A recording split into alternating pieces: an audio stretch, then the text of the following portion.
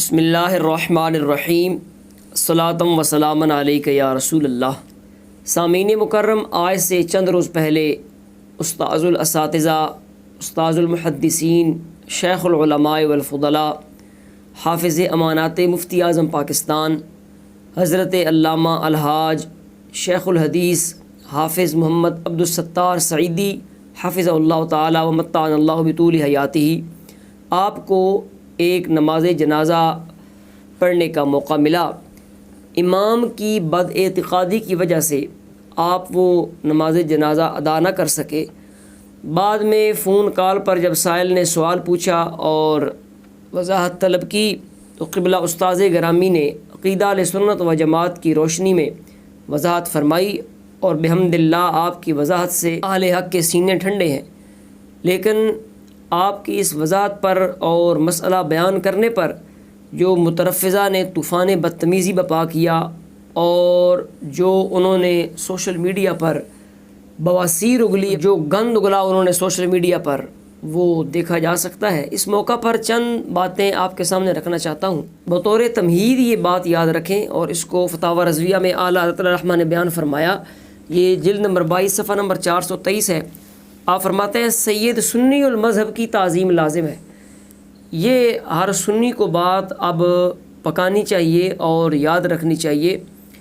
کہ سید سنی المذہب کی تعظیم لازم ہے، اگرچہ اس کے اعمال کیسے ہی ہوں، ان اعمال کے سبب اس سے تنفر نہ کیا جائے۔ تو جس کا عقیدہ ٹھیک ہوگا، جس سید کا، جس شاہ کا، جس پیر کا، اس کا ادب کیا جائے گا، اس کی تعظیم کی جائے گی۔ یہ بات ہر سنی پلے باندھ لے۔ اب اس کے بعد ہم نے یہ دیکھنا ہے کہ قبلہ استاذ گرامی، استاد قبلہ افصاد نے جو عمل فرمایا، کیا اسلاف کی زندگی سے ہمیں کوئی ایسی مثال ملتی ہے؟ کیا کوئی ایسا موقع بنا؟ تو یقیناً جب ہم اسلاف کی زندگی کا مطالعہ کرتے ہیں، ان کے حالات کو پڑھتے ہیں، تو یہ بات ہمیں معلوم ہوتی ہے کہ جب بھی بد اعتقادی آئی کسی شخص میں، خواہ وہ سید ہی کیوں نہ ہو، تو ہمارے علماء نے، اسلاف نے ایسے شخص سے بائیکاٹ کیا ہے، منہ موڑا ہے اور سلام و کلام ختم کیا ہے۔ اس سلسلہ میں آئیے آپ کو بریلی شریف لیے چلتے ہیں۔ شہزادہ اعلیٰ حضرت حضور مفتی اعظم ہند الشاہ محمد مصطفیٰ رضا خان قادری نوری رضوی رحمہ اللہ تعالی، آپ کی سیرت کا یہ بڑا خوبصورت واقعہ ہے، اور جہان مفتی اعظم میں جو شبیر برادرز کا طبع ہے، اس میں یہ موجود ہے۔ صفحہ نمبر 250 ہے۔ واقعہ کی کچھ تفصیل سماعت فرما لیں، پھر میں کتاب سے واقعہ آپ کے سامنے رکھتا ہوں، اور اس سے بالکل نتیجہ نکالنا آپ کے لیے بڑا آسان ہوگا، اور اللہ کے فضل سے یہ واقعہ ہر سنی کے لیے بطور دلیل بڑا ضروری ہے کہ وہ یاد رکھے۔ واقعہ کی تفصیل یوں ہے کہ انڈیا کے اندر حضور حافظ ملت رحمہ اللہ تعالی نے ایک بار آل انڈیا تعلیمی کانفرنس منعقد کرنے کا اعلان کیا، جس میں وہاں کے ملک بھر کے مشائخ اور علماء ان کو دعوت دی گئی، جس میں حضور مفتی اعظم ہند الشاہ محمد مصطفیٰ رضا خان نوری رحمہ اللہ تعالی آپ کو بھی دعوت پیش کی گئی، اور سادات خاندان کے ایک صاحبزادے جو بابو میاں کے نام سے معروف تھے، ان کو بھی دعوت دی گئی۔ اب یہ سارے مشائخ، علماء، سادات اس کانفرنس میں جمع تھے۔ اب اس تفصیل کے بعد واقعہ آپ سماعت فرمائیں۔ صفحہ نمبر 250 ہے۔ فرماتے ہیں کہ بابو میاں کو شرکت کی دعوت دی تو وہ بھی شریک ہوئے۔ علماء دیوبند کے خلاف علماء عرب و عجم کے فتوائے کفر سے ساری دنیا واقف ہے،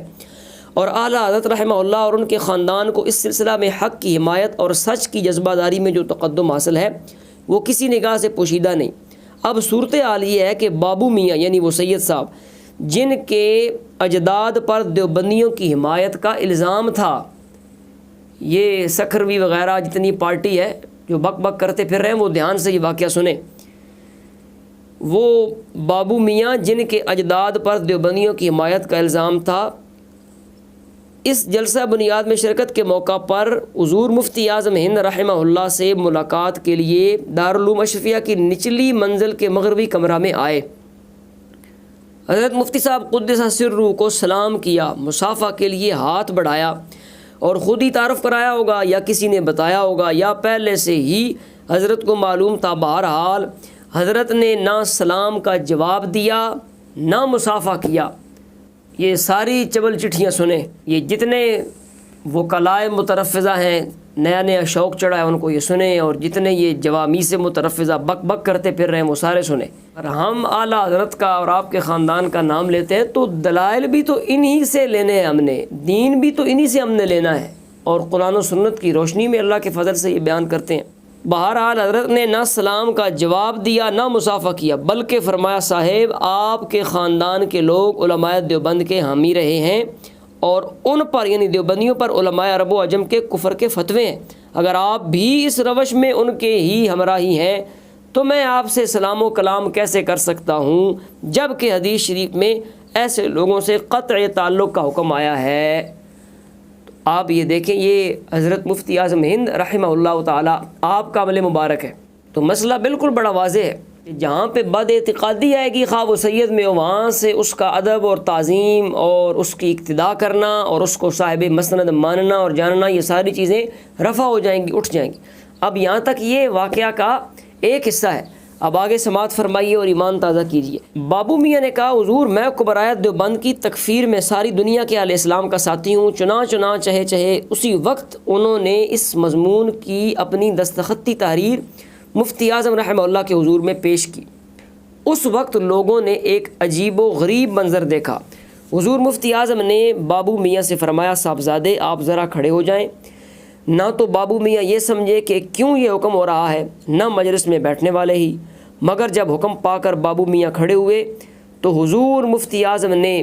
باآں شان و جلال، باآں عظمت و تقدس و باآں ریش سفید و رفعت پیری ایک سبزہ آغاز نوجوان بابو میاں کا پیر دونوں ہاتھوں سے پکڑ لیا،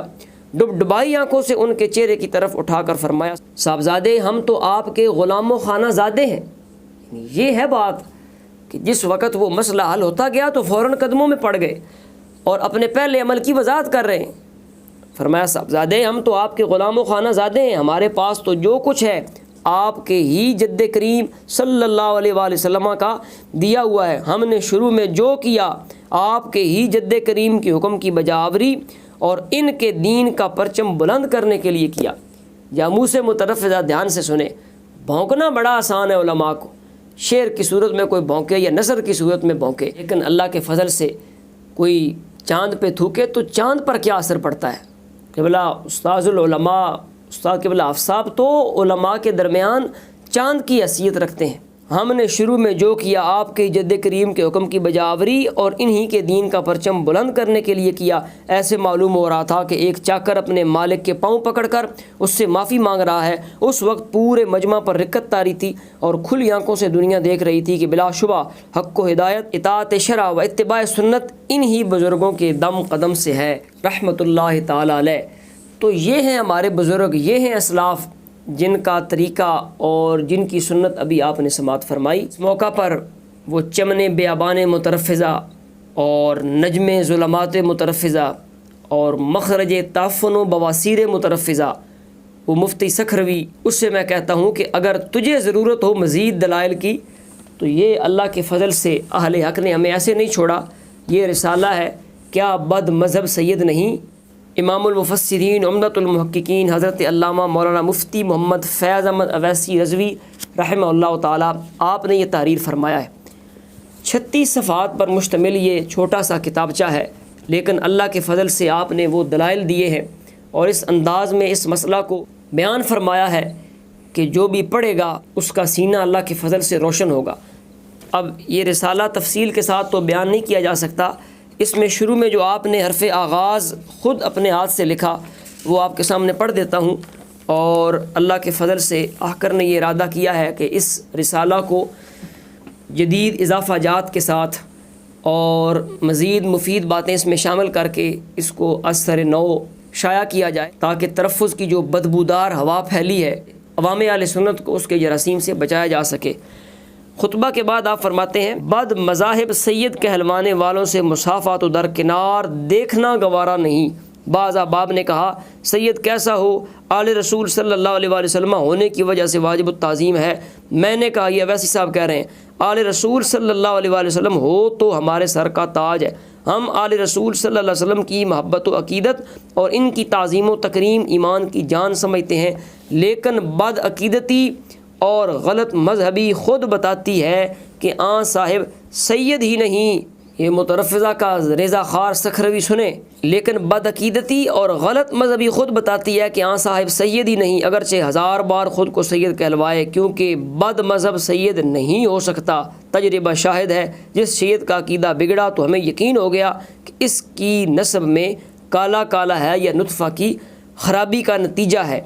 یعنی وہ بدعقیدگی جو حد کفر تک پہنچ جائے گی، تو وہ آپ نے یہاں مراد لی ہے۔ چنانچہ آگے چل کر دلائل سے ثابت کروں گا انشاءاللہ، اس لیے اس رسالہ کا نام بھی یہ رکھا ہے وما توفیقی الا باللہ العلی العظیم وصلی اللہ علی حبیب النبی الکریم۔ تو یہ رسالہ ہے، انشاءاللہ اس کے بعض مقامات کسی دوسری نشست میں بالتفصیل پڑھ کے آپ کے سامنے رکھے جائیں گے، تو کسی کو تسلی نہ ہوئی ہو مفتی اعظم ہند کے واقعہ سے تو تفصیلی دلائل اس میں موجود ہیں، وہ مطالعہ کر سکتا ہے۔ یہ سوال بھی کسی کے ذہن میں آ سکتا ہے کہ وہ امام جو اس وقت جنازے میں تھا اس کی بد اعتقادی پر دلیل کیا ہے؟ تو میں کہتا ہوں دلیل وہی ہے جو آج سے کئی سال پہلے سنیوں کے قدیم شہنشاہ نے اور سابق شہنشاہ نے جب سوال پوچھا گیا تھا جامعہ مدینہ العلم میں اس وقت دی تھی۔ آج بندہ ناچیز بھی وہی دلیل پیش کر رہا ہے کہ جس وقت ان سے پوچھا گیا کہ ریاض شاہ کا حال کیا ہے تو انہوں نے جواب میں یہی کہا کہ میں تفسیر کچھ بیان نہیں کرتا، نیٹ پر وہ سارا کچھ موجود ہے جو انہوں نے کہا ہوا۔ تو ہم بھی اللہ کے فضل سے کہہ رہے ہیں، یہ نیٹ کی راہ دکھانے والے اگرچہ آج ان کے ساتھ بغلگیر ہیں لیکن اللہ کے فضل سے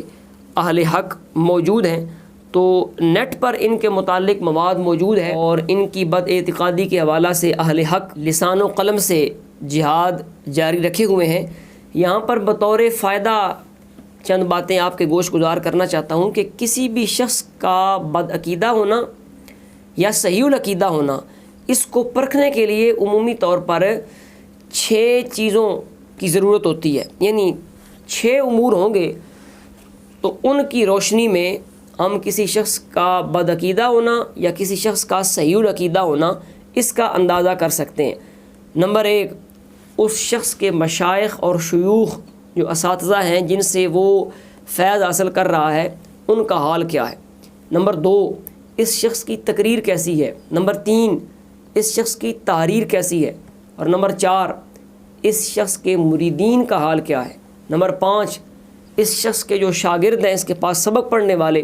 ان کا حال کیا ہے۔ اور نمبر 6، اس شخص کا حلقہ احباب کیسا ہے۔ ان 6 امور کی روشنی میں جب ہم کسی شخص کو دیکھتے ہیں اور جائزہ لیتے ہیں تو اس کا صحیح العقیدہ ہونا یا بد عقیدہ ہونا یہ ہمیں بڑے اچھے طریقے کے ساتھ معلوم ہو جاتا ہے۔ اب موصوف امام صاحب کو جس وقت ہم 6 امور کی روشنی میں اختصاراً دیکھتے ہیں تو بات بڑی واضح ہو جاتی ہے کہ آن جناب کے اساتذہ میں خوارج شامل ہیں، دیابنہ شامل ہیں، اور آپ نے جن سے خلافت حاصل کی ہے وہ مذموم ہزاروی محدث ہزاروی رافضیوں کا پلا بڑا ایجنٹ ہے، اس کے آپ فیض یافتہ ہیں اور وہاں سے آپ کو خلافت ہے۔ اور پھر آپ کے جو شاگرد اور تلامذہ ہیں وہ رافضیوں کی مجالس میں ہمیں تقریریں کرتے نظر آتے ہیں۔ میرے امام صادق نے فرمایا ذالک الذی یبشر اللہ عبادہ الذین آمنوا وعملوا الصالحات قل لا اسألکم علیہ اجرا الا المودۃ فی القربى، زمانے والے وہ ایک نیکی کچھ اور نہیں، سارا کے بچوں کا پیار ہے۔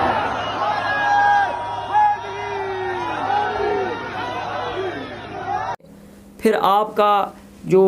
میل جول والا طبقہ ہے، جو آپ کے دوست ہیں، وہ بھی آپ کے سامنے ہیں، یہ حنیف قریشی وغیرہ اور یہ ٹنچ باٹا والے، یہ سارے جو زبدۃ التحقیق کے لکھاری ہیں، یہ سارے ان کے اٹھنے بیٹھنے والے ہیں، اور ان کی مجالس اور تقاریر اور تحریر وہ تو میں پہلے عرض کر چکا کہ وہ نیٹ پر موجود ہے، اور بندہ ناچیز نے بھی بعض ان کی باتوں پر گرفت کی ہے، بحمداللہ اللہ کے فضل سے وہ قائم ہے، کوئی اس کو توڑ نہیں سکا، کوئی رد نہیں کر سکا۔ من سکھروی سے بھی میں کہتا ہوں کہ اگر تو نے وکالت کا بیڑا اٹھایا ہے تو جو پہلا مواد گزر چکا ہے اس کی طرف دھیان کر، وہاں سے پھر صفائی شروع کرنا، وہاں سے صفائی کر کے لے کے آ، پھر تیرا پتہ لگے کہ تو وکالت کر رہا ہے ان کی۔ یہاں پر سامعین مکرم، قبلہ استاذ گرامی استاذ العلماء حضرت علامہ حافظ محمد عبدالستار سعیدی حافظہ اللہ تعالی، آپ کی جو سادات کے ساتھ محبت ہے، صحیح العقیدہ سادات کے ساتھ، وہ میں شروع میں عرض کر چکا، وہ بیان کرنا موقع کی مناسبت سے آپ کے سامنے ضروری سمجھتا ہوں۔ مجھے نہ کسی نے کہا ہے اور نہ یہ بیان کرنے پر مجھے کسی کی داد مطلوب ہے۔ بحمد اللہ اللہ کے فضل سے احکر نے سال ہا سال سے یہ آپ کا معمول دیکھا تو موقع کی مناسبت سے بیان کرنا ضروری سمجھتا ہوں۔ محرم الحرام شریف کا جب بھی مہینہ آتا ہے تو جامعہ نظامیہ رضویہ کے اندر جتنے سادات زیر تعلیم ہیں فارسی سے لے کر دورہ حدیث شریف تک، قبلہ استاذ گرامی اہل بیت اطہار کی محبت میں اور سادات کی محبت میں اور رسول اللہ صلی اللہ تعالیٰ علیہ وآلہ وسلم کی توجہ حاصل کرنے کے لیے جامعہ کے اندر جتنے سادات زیر تعلیم ہیں سب کی دعوت کرتے ہیں، اور وہ دعوت کیا قابل دید ہوتی ہے۔ یقیناً اس کے مناظر وہ بیان سے باہر ہیں کہ جو داعی ہیں دعوت کرنے والے وہ شیخ الحدیث ہیں، ہزاروں علماء کے استاذ ہیں، اور پھر جتنے وہ شاملین دعوت ہیں وہ رسول اللہ صلی اللہ تعالیٰ علیہ وآلہ وسلم کی آل پاک ہے، وہ مہمان رسول بھی ہیں، طلباء ہیں اور خون رسول بھی ہیں۔ تو قبلہ استاذ صاحب ہر سال محرم الحرام شریف میں سادات کی دعوت کرتے ہیں، اور آج بھی جامعہ نظامیہ میں جب رجسٹر حاضری پر نام لکھے جاتے ہیں تو سب سے پہلے اوپر سادات کا نام ہوتا ہے۔ اگرچہ ہو سکتا ہے وہ سید صاحب جو ہیں وہ سبق بیان کرنے میں، سنانے میں یا اخذ کرنے میں کوئی کمزور صلاحیت کے مالک ہوں، لیکن اس کے باوجود نسب کا ادب کرتے ہوئے ان کا نام اوپر لکھا جاتا ہے۔ تو سادات کا ادب تو اہل سنت و جماعت کے اللہ کے فضل سے موجود ہے اور جامعہ نظامیہ میں بھی موجود ہے، اور قبلہ استاد افساد کی ایک جو والہانہ عقیدت ہے سادات کے ساتھ وہ بھی موجود ہے، لیکن مترفضہ کی عجیب بدماشیاں ہیں۔ یعنی یہ ابو بکر عمر رضی اللہ تعالیٰ عنہما کی افضلیت پر اٹیک بھی کریں، یہ زبدۃ التحقیق بھی لکھیں، یہ حضرت سیدنا امیر معاویہ رضی اللہ تعالیٰ عنہ پر طعن بھی کریں، یہ سیدنا امام حسن مجتبی رضی اللہ تعالیٰ عنہ کی سیادت جو منصوص بنص حدیث ہے اس کا انکار بھی کریں، اور توقع ہم سے یہ رکھیں کہ ان کا ہم احترام کریں گے۔ این خیال استو محال استو جنو۔ اور اختتام پر میں مترفضہ سے کہتا ہوں، بے شرمو، تم کس عظیم عالم دین پر بھونک رہے ہو؟ تم نے تو 4 ٹکوں کی خاطر اپنا عقیدہ بیچا ہے، ایمان بیچا ہے، اور کبھی رافضیوں کی مجلس میں چلے جاتے ہو، اور کبھی وہ دجال کذاب مختار سقفی اس کے پاس جا کے ہاتھ باندھ کے کھڑے ہو جاتے ہو۔ تم نے تو ٹکوں کی خاطر اپنا ایمان بیچا ہے اور بھونک رہے ہو اس عظیم عالم دین کو، اس شیخ الحدیث کو، کہ اتنی دولت تم نے دیکھی بھی نہیں جتنی اللہ کے فضل سے اس مرد فقیر نے اللہ کی بارگاہ میں صدقہ کی ہے۔ جی غالباً 2006 میں جس وقت قبلہ استاد گرامی کو چاندی میں تولا کے موزون فضہ کے نام سے آپ مشہور و معروف بھی ہیں، جب آپ کو رضا فاؤنڈیشن والوں نے فتاوی رضویہ شریف کی تکمیل پر چاندی میں تولا تھا تو آپ نے اسی لمحے وہ چاندی رضا فاؤنڈیشن والوں کو صدقہ کر دی تھی، اور وہ لاکھوں کی مالیت کی تھی آج سے کئی سال پہلے، اور آج تو وہ کتنا ریٹ بڑھ گیا ہوگا۔ تو میں ساروں سے کہتا ہوں کہ بے شرمو، تسی اگر سارے اکٹھے ہو جاؤ نا، سارے مل جاؤ، سارے اکٹھے ہو جائیں، وہ ریڈ بیئر ہے، بلیک بیئر ہے، وہ پڑپاٹا ڈھول ہے، یہ سرکسی شیر ہے، یہ بے سود کنٹینر ہے، جتنا ہے مال مویشی سارا رڑا ملا کے دی پانڈ بنو اکٹھیاں کرو تو آڈی قیمت 5 روپیے بھی نہیں بڑھنی۔ گلاں کر دے اس عالم دین دیاں اور بک بک کر دے اس مرد درویش نو کہ جس نے لکھاں روپیاں دی چاندی اللہ دی بارگاہ اس ویلے خیرات کر چھڑی۔ اس واسطے میں کہتا ہوں بعض اور بدتمیزیاں نہ کرو، ہاں کوئی دلیل کی اگر تمہیں ضرورت ہے تو بتاؤ، اللہ کے فضل سے جس موقع پر مقام پر تمہیں دلیل کی ضرورت ہوگی ہم وہ تمہارے سامنے پیش کریں گے، اور اللہ کے فضل سے قاطع رفض و مترفضہ و قامع نصب و متنصبہ استاذ العلماء حضرت علامہ مولانا مفتی محمد ظہور احمد جلالی حافظہ اللہ تعالیٰ آپ کا چیلنج بدستور قائم ہے مسائل کے تصفیہ کے لیے، اور جو اللہ کے فضل سے اہل حق کا موقف ہے اس کو ثابت کرنے کے لیے یہ جو بھی صورت چاہتے ہیں، خواہ وہ مناظرہ کی ہو، وہ مباہلہ کی ہو، یہ خود سامنے آئیں یا اپنا کسی کو وکیل بنا کے لکھ کے دے کے سامنے آئیں۔ اللہ کے فضل سے قبلہ مفتی صاحب کا وہ چیلنج بدستور قائم ہے، اور اسی طرح حضور کنز العلماء قائد اہل سنت مفکر اسلام ڈاکٹر محمد اشرف آصف جلالی زیدہ مجدہ الکریم آپ کے جو شاگرد ہیں وہ بھی برسر پیکار ہیں۔ اللہ تبارک و تعالیٰ ان تمام علماء حقہ کا سایہ ہمارے سروں پر قائم دائم رکھے۔ اختتام پر جو سوئے ہوئے سنی ہیں ان سے گزارش ہے کہ آپ اب بیداری کا مظاہرہ فرمائیں۔ جب پیرانہ سالی میں ایک بزرگ عالم دین عمر کے اس حصے پر پہنچے ہوئے ہیں اور جب حق بیان کرنے کی بات آئی تو بغیر کسی ملامت کے ڈر کے، جب استاد قبلہ آفتاب اتنا حق بیان کر سکتے ہیں، اور آج بھی دیکھیں نا جو انہیں گالی پڑ رہی ہیں اس فیض ریشی میں اور اس بزرگی میں، تو وہ حق بیان کرنے کی وجہ سے مل رہی ہیں، تو جب وہ مسئلہ حق بیان کر سکتے ہیں تو بعض نوجوان صاحبزادوں سے میری گزارش ہے کہ آپ بھی سستی والی چادر اتاریں اور جو دین ہے، جو مسئلہ حق ہے، اس کو بیان کریں اور عقیدہ اہل سنت و جماعت کو واضح کریں اور عوام اہل سنت و جماعت کے عقائد کو ان مترفضہ سے محفوظ کریں، وگرنہ آپ نے اگر بیداری کا مظاہرہ نہ کیا تو یہ جس انداز میں پھیل رہے ہیں یہ عوام کو رافضی بنا دیں گے۔ اللہ تبارک و تعالیٰ کی بارگاہ میں دعا ہے کہ وہ ہمیں حق کا ساتھ دینے کی، حق کو سمجھنے کی، اس پر قائم رہنے کی توفیق عطا فرمائے اور اسے دوسروں تک پہنچانے کی توفیق عطا فرمائے۔ وآخر الدعوایا ان الحمد للہ رب العالمین۔